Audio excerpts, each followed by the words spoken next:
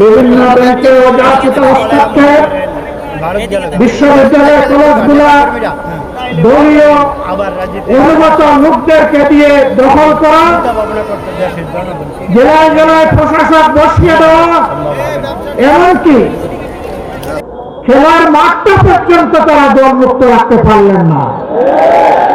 যথাকলে পৃষ্ঠ এই জাতিকে আল্লাহ তাআলা আমাদের ছাত্র শ্রমিক যুব জনতার আন্দোলনের মধ্য দিয়ে মাত্র 2টি বছর আগে আমাদেরকে মুক্তি দিয়েছিলেন। সেই সময় যে দলটি আমাদের মতোই মজলুম ছিল, নির্যাতিত ছিল, আজকে তারা ক্ষমতায় আছে।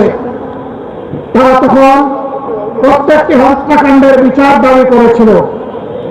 নির্বাচনের সময় তারা বলেছিলেন তারা নির্বাচিত হলে ফ্যাসিবাদের হাতে যতগুলো খুন হয়েছে, গুম হয়েছে, নির্যাতন হয়েছে, সবগুলোর বিচার তারা করবে।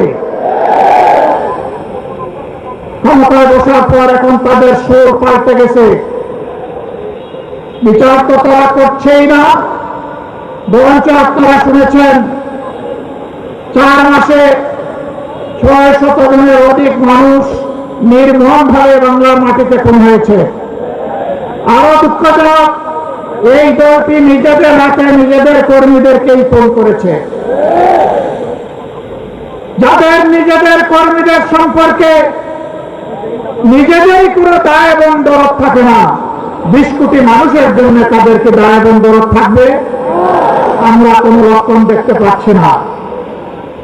লজ্জার বিষয়, ফ্যাসিবাদ থেকে মুক্ত হওয়ার কথা বলে ফ্যাসিবাদের রাজপথ ধরেই তারা এখন হাঁটা শুরু করেছেন।